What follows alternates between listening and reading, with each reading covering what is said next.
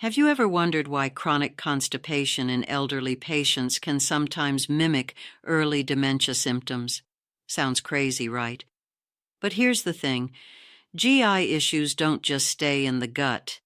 They affect everything, from nutrient absorption to drug metabolism and even brain function.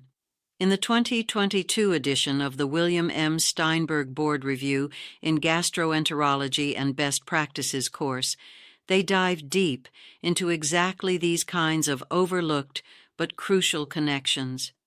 Let's break down a few golden nuggets. First, their updated section on hepatic encephalopathy. Game-changing.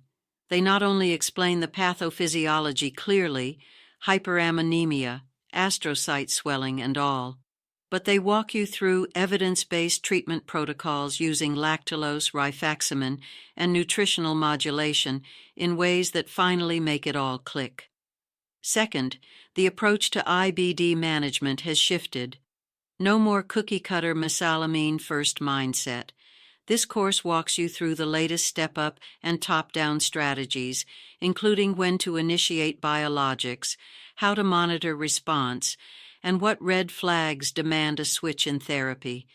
And if you're preparing for boards, their high-yield visual algorithms for things like GI bleeding, Barrett's surveillance, and H. pylori management are straight-up lifesavers. Everything's built around clinical decision-making, the kind you'll actually use on wards and in exams.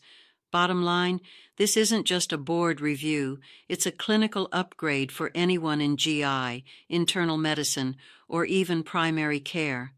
If you want the full PDF version of this powerhouse course, packed with updated guidelines, board-style questions, and ready-to-use practice tools, check the link in the description below. Grab it now and level up your GI game.